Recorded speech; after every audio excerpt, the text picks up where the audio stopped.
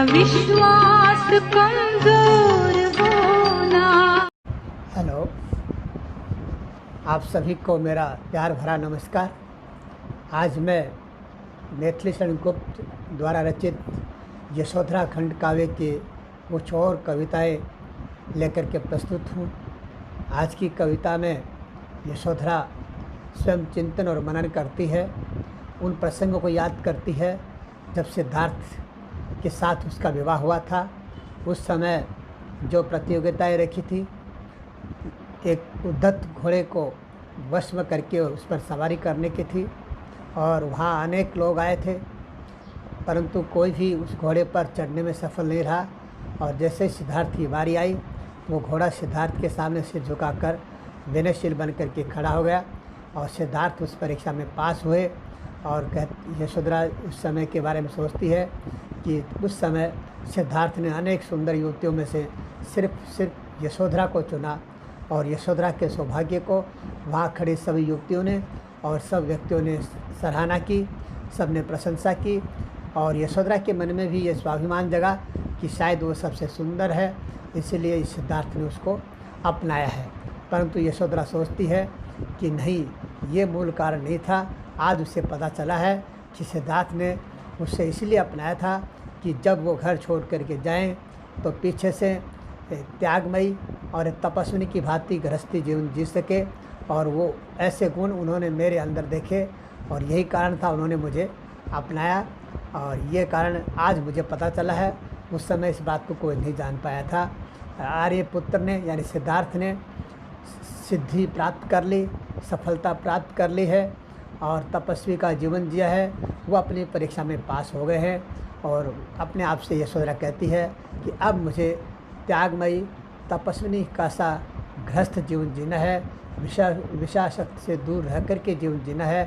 मेरे प्रियतम ने तो अपनी परीक्षा पास कर ली है, अब परीक्षा पास करने की मेरी बारी है और अब मुझे सुंदर तरीके से गृहस्थ जीवन का निर्वाह करना है। इसी प्रसंग को यहाँ इस कविता के माध्यम से व्यक्त किया है कि आर्य पुत्र दे चुके परीक्षा, अब है मेरी बारी। तो सुनिए और देखिए आगे की कविता में कवि क्या कहते हैं, ध्यान से समझें।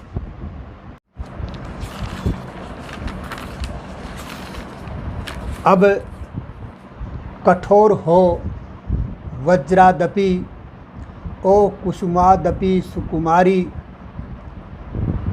आर्य पुत्र दे चुके परीक्षा, अब है मेरी बारी। मेरे लिए पिता ने सबसे धीर वीर वर चाहा, आर्य पुत्र को देख उन्होंने सभी प्रकार सराहा। फिर भी हटकर हाय वृथा ही उन्होंने थाहा, किस योद्धा से बढ़कर उनका शौर्य सिंधु अवगाह।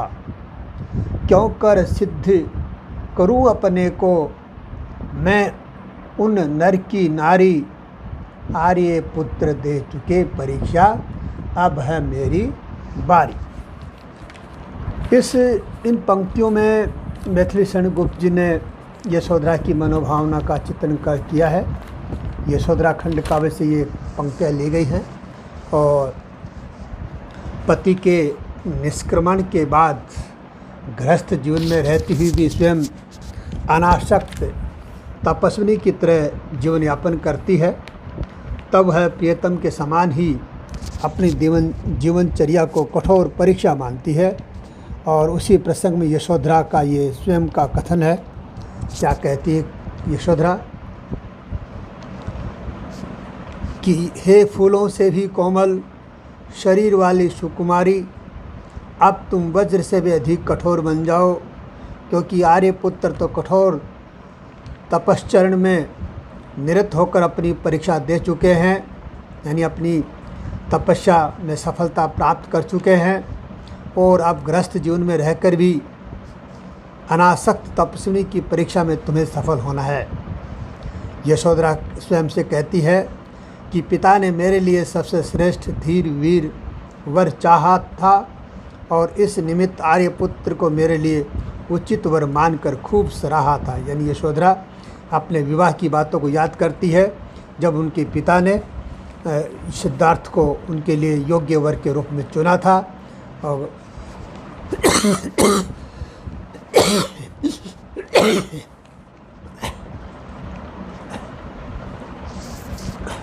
यशोधरा इन्हीं पंक्तियों में आगे कहती है, इनसे मेरा विवाह हुआ, हाय सिद्धार्थ से ही मेरा विवाह कराने का हठ अपनाकर उन्होंने व्यर्थ में ही इस तरह की था ली थी। पिताजी ने किस योद्धा से बढ़कर आर्यपुत्र के शौर्य पराक्रम रूपी सागर में अवगाह किया था। ऐसे आर्यपुत्र को लेकर मैं अब कैसे सिद्ध करूं और कैसे मान लूं कि मैं उन जैसे पुरुषों की पत्नी हूं। भाव यह है कि उनके त्याग में जीवन से मैं अपनी तुलना कैसे कर सकती हूँ। वे तो सुख में गृहस्थ जीवन का त्याग कर अपनी परीक्षा दे चुके हैं, परंतु अब अनासक्त तपस्विनी के रूप में मुझे परीक्षा देनी है। अब मेरी बारी है। यहाँ इन पंक्तियों में मैथिली शरण गुप्त जी ने भारतीय आदर्श पत्नी की गरिमा का चित्रण किया है। साथ ही यशोधरा द्वारा स्वयं को अनासक्त तपस्विनी बनाने की दृढ़ निष्ठा व्यक्त हुई है। इन पंक्तियों की शब्दावली तत्सम तद्भव एवं भावों के अनुकूल है और गीत की लयबद्धता एवं तुकांतता प्रशंसनीय है।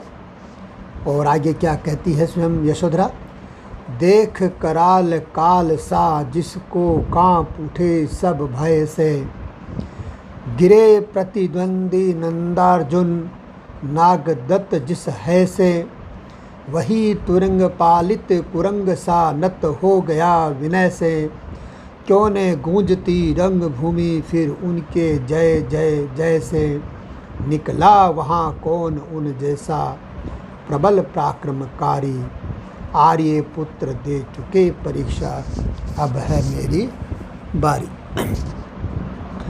ये अवतरण यशोधरा काव्य से लिया गया है। पति के निष्क्रमण के बाद यशोधरा मानती है कि पति ने अपनी धीरता वीरता का परिचय दे दिया और अब उसे स्वयं ऐसी कठोर जीवनचर्या अपनाने की परीक्षा देनी है। और इसी प्रसंग में यशोधरा कहती है, प्रतियोगिता स्थल पर जिस नागदत्त नामक घोड़े को देखकर जिससे भयानक मौत सा मानकर सब लोग भय से कांप उठे थे, जिस पर सवार होने पर नंदार्जुन आदि विरोधी गिर गए थे, सवार नहीं हो पा रहे थे, उसी घोड़े को पालतू मृग की तरह तुमने अपने वश में कर दिया था। वह भयानक घोड़ा तुम्हारे सामने विनत हो गया था। यानी यशोधरा उस समय को याद करती है जब उसके पिता ने उसके विवाह के लिए योग्य वर चुनने के लिए और वो उद्धत घोड़े को वश में करने की शर्त रखी थी, उस पर सवारी करने की शर्त रखी थी। और इसी प्रसंग को याद करते हुए यशोधरा कहती है कि वहाँ जितने भी प्रतियोगी थे सब के सब उस घोड़े से गिर गए थे, उस पर बैठ भी नहीं पाए थे। और हे सिद्धार्थ, तुम्हें देख कर के वो घोड़ा बिल्कुल विनत हो गया था और उसने अपनी गर्दन झुका दी थी। ऐसा आपका साहस और पराक्रम ऐसा था। जब ऐसा पराक्रमी साहसी कार्य आपने किया था तो उस रंगभूमि में आपकी जय जयकार क्यों नहीं होगी। अर्थात सिद्धार्थ की चारों ओर जय जयकार गूंज उठी थी। उस प्रतिद्वंदिता में सिद्धार्थ के समान प्रबल पराक्रमी और कोई था ही नहीं। यशोधरा के कहने का मतलब यह है कि पूर्व में हुई उस प्रतिस्पर्धा में मेरे वीर पति ही विजयी रहे और वे ही सबसे बड़े पराक्रमी सिद्ध हुए। इस प्रकार आर्यपुत्र तो पहले भी परीक्षा देने में सफल रहे हैं, परंतु अब कर्मनिष्ठ एवं अनासक्त बनकर मुझे भी गृहस्थ जीवन की परीक्षा देनी है और अब ये मेरी बारी है। भाषा सौंदर्य की दृष्टि से देखें तो सिद्धार्थ को प्रबल पराक्रमी एवं साहसी बताकर यशोधरा को भी साहसपूर्वक जीवन यापन करने में दृढ़ संकल्प लेती हुई चित्रित किया गया है। और ख़ास बात इसकी है कि भाषा तत्सम प्रधान है और इन पंक्तियों में अनुप्रास, उपमा तथा आक्षेप अलंकार का प्रयोग हुआ है और गीत में लयबद्धता का निर्वाह देखने को मिलता है। शेष अगली पंक्तियाँ देखिए। अभी सुंदरी बालाओं में मुझे उन्होंने माना, ज़रा ध्यान से सुनिए। सभी सुंदरी बालाओं में मुझे उन्होंने माना, सबने मेरा भाग्य सराहा, सबने रूप बखाना, खेद किसी ने उन्हें न फिर भी ठीक ठीक पहचाना। भेद चुने जाने का अपने मैंने भी अब जाना। इस दिन के उपयुक्त पात्र की उन्हें खोज थी सारी। आर्य पुत्र दे चुके परीक्षा, अब है मेरी बारी। गुप्त जी द्वारा रचित यशोधरा खंड काव्य से ये लिया गया है। ये यशोधरा का कथन है। स्वयंवर में सिद्धार्थ द्वारा अपना वर्ण करने के प्रसंग को लेकर यशोधरा चिंतन करती है और कहती है, अपने विवाह काल की घटनाओं का स्मरण करते हुए यशोधरा कहती है, जब स्वयंवर में सिद्धार्थ ने मेरा वर्ण किया और सभी सुंदरी युवतियों में उन्होंने मुझे बहुत सम्मान दिया, तब सबने मेरे भाग्य की सराहना की और सभी ने मेरे रूप सौंदर्य की प्रशंसा की। कहने का भाव यह है कि कपिल वस्तु के राजकुमार सिद्धार्थ द्वारा मेरा पत्नी रूप में वर्ण करने पर सभी ने मेरी प्रशंसा की, मेरे सौभाग्य को सराहा। उस समय किसी ने भी मेरे पति को सही ढंग से नहीं पहचाना और अनेक सौंदर्यों के मध्य मेरा ही वर्ण क्यों किया गया, इसका कारण भी अच्छी तरह से नहीं जाना। यानी उस समय सब लोगों ने यही सोचा कि मैं शायद सबसे ज़्यादा सुंदर हूँ और सिद्धार्थ ने इसी कारण मुझे अपनाया है। परंतु यशोधरा कहती है, उस समय उन लोगों ने सही कारण नहीं पहचाना। वो नहीं पहचान पाए कि सिद्धार्थ ने मुझे किस लिए अपनाया है और उस कारण को मैं भी उस समय नहीं जानती थी। परंतु आज मैं अच्छी तरह जान गई हूँ कि वो कारण मेरी सुंदरता नहीं थी, वो कारण कोई और था, जिसके आगे कवि यशोधरा कहती है, उस दिन मेरे पति को ऐसे उचित पात्र, ऐसी पत्नी की खोज थी जो निष्क्रमण करने पर तपस्विनी बनकर घर परिवार का संचालन कर सके। इसलिए यशोधरा कहती है, मेरे पति तो परीक्षा दे चुके हैं और अब मेरी बारी है। यशोधरा अपने चुने जाने का कारण साफ साफ बता देती है। कहती है कि शायद इसलिए उन्होंने चुना है कि उनके घर छोड़ने के बाद अपने गृहस्थ जीवन को सुंदर और सही तरीके से और त्याग तपस्विनी की भांति वो शेष जीवन जी सके, ऐसा गुण शायद उन्होंने मुझ में देखा, इसीलिए उन्होंने मुझे चुना था। इस पद्य पंक्तियों की जो विशेष बातें हैं वो कृपया नोट करें। पिछली घटनाओं का स्मरण कर यशोधरा की वेदना तथा दृढ़ संकल्प की व्यंजना इन पंक्तियों में हुई है और इन पंक्तियों में अनुप्रास एवं काव्यलिंग अलंकार का प्रयोग हुआ है और भाषा यशोधरा के भावों के अनुकूल है। अगली पंक्तियों में क्या कहते हैं देखिए, मेरे रंग रूप यदि तुझको अपना गर्व रहा है तो उसके झूठे गौरव का तूने भार सहा है। तू परिवर्तनशील उन्होंने कितनी बार कहा है, फूला दिन किस अंधकार में डूबा और बहा है, किंतु अंतरात्मा में भी मेरा था क्या विकृत विकारी। आर्य पुत्र दे चुके परीक्षा, अब है मेरी बारी। प्रसंग वही है पहले वाला ही। यशोधरा काव्य से ये पंक्तियाँ ली गई और यशोधरा का स्वकथन है।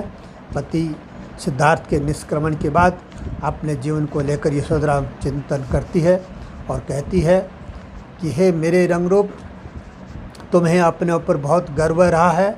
कहने का भाव है कि तुम अपने आप को बहुत अद्वितीय सौंदर्यशाली मानती रही है, परंतु ये गौरव तुम्हारा झूठा है। तुम रूप सौंदर्य के गर्व को व्यर्थ ही मान रही थी, क्योंकि मनुष्य का रंग रूप सदा एक जैसा नहीं रहता है, इसमें परिवर्तन और विकार आते रहते हैं। मेरे पति ने भी कई बार इस तथ्य को लेकर के कहा है कि फूल तो सुबह खिलता है और अपने सौरभ बिखेरता है और सांझ होते ही मुरझा जाता है, उसका रूप सौंदर्य स्थायी नहीं रहता है। इस बात को जानते हुए भी मैं नासमझ बने रही, अपने सौंदर्य पर ही घमंड करती रही, परंतु अब मुझे सत्य का भास हुआ है।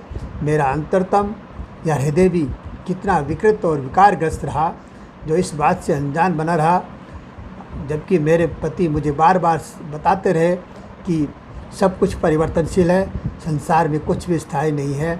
तो उनके कहने का संकेत यही था कि सौंदर्य कभी एक जैसा नहीं रहता है, परंतु मैं उनकी बातों को ठीक से नहीं पहचान पाई और इसलिए आर्यपुत्र निष्क्रमण कर एवं कठिन तपस्वी जीवनचर्या अपनाकर अपनी परीक्षा वो दे चुके हैं। और हे यशोधरा, यानी स्वयं अपने आप से यशोधरा कहती है, अब तपस्विनी की तरह जीवन जीने की परीक्षा मुझे देनी है, अब मेरी बारी है। विशेष देखें, रूप सौंदर्य पर गर्व करने वालों की नादानी तथा संसार की परिवर्तनशीलता व्यंजित हुई है। संसार का मतलब ही है जो परिवर्तनशील है। इन पंक्तियों में अनुप्रास, समासोक्ति एवं आक्षेप अलंकारों का प्रयोग हुआ है। और अगली पंक्तियाँ देखिए। मैं अबला पर वे तो विश्रुति वीर बली थे मेरे, मैं इंद्रा शक्ति पर वे कब थे विषयों के चेहरे, मैं इंद्रिया शक्ति पर वे कब थे विषयों के चेहरे, ऐ मेरे अर्धांगी भाव क्या विषय मात्र थे तेरे, हाँ अपने आंचल में किसने ये अंगार बिखेरे, है नारीत्व मुक्ति में भी तो अहो विरक्ति बिहारी, आर्य पुत्र दे चुके परीक्षा अब है मेरी बारी। ये पंक्तियाँ यशोधरा खंड काव्य से ली गई हैं। कुप्त जी ने इन पंक्तियों में विरहिणी यशोधरा की मनोदशा एवं कर्तव्य निर्वाह आदि को लेकर चित्रण किया है। यशोधरा स्वयं से कहती है, मैं अबला अर्थात कमज़ोर नारी हूँ, परंतु मेरे पति तो सुप्रसिद्ध वीर और पराक्रमी हैं। मैं सांसारिक वासना से ग्रस्त रही, परंतु वे विषय वासना के वशवर्ती या दास कब थे, अर्थात वे संसार की विषय वासनाएं उन्हें अपनी ओर कभी खींच नहीं पाई। वे सर्वथा विषय वासनाओं से मुक्त थे, इसी से ग्रह त्याग कर सके। अगर कहती है यशोधरा कि अगर विषय वासनाओं में संलग्न होते तो वे इस तरह से इतनी सरलता से घर त्याग नहीं कर सकते थे, क्योंकि वे स्वयं पहले से ही विषय वासनाओं से मुक्त थे। और यशोधरा स्वयं से अब पूछती है कि नारी होने से मैं अर्धांगिनी बनी, परंतु क्या मैं केवल विषय वासना से ही ग्रस्त रही। हाय मेरे सुखमय जीवन में किसने आग लगाई, मेरे आंचल में किसने अंगारे बिखेर दिए। नारीत्व से मुक्ति में भी तो विरक्ति का भाव है, अर्थात नारी की आसक्ति से मुक्ति पाने वाला ही संसार में विरक्त हो सकता है। आर्यपुत्र ने तो नारीत्व से मुक्ति पाकर विरक्ति अपनाकर अपने लक्ष्य की परीक्षा दे दी, परंतु अब मुझे अनासक्त रहने की परीक्षा देनी है और अब मेरी बारी है। इन पंक्तियों में नारी की विषाशक्ति का मूल कारण बताया है, यानी बताया है कि नारी ही विषयों में आसक्त करने वाला मूल कारण है।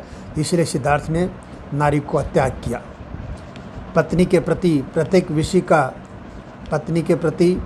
प्रत्येक पति का इंद्रिय सुख भोग का भाव बना रहता है, उसे विषय वासना से ग्रस्त बताया गया है। और ये बताया गया है कि सिद्धार्थ इन विषय वासनाओं से पहले से मुक्त थे, इसलिए वो आसानी से घर छोड़ सके। इन पंक्तियों में अनुप्रास, काव्यलिंग एवं परिकर अलंकार प्रयुक्त हुए हैं। शेष अगले वीडियो में लेंगे।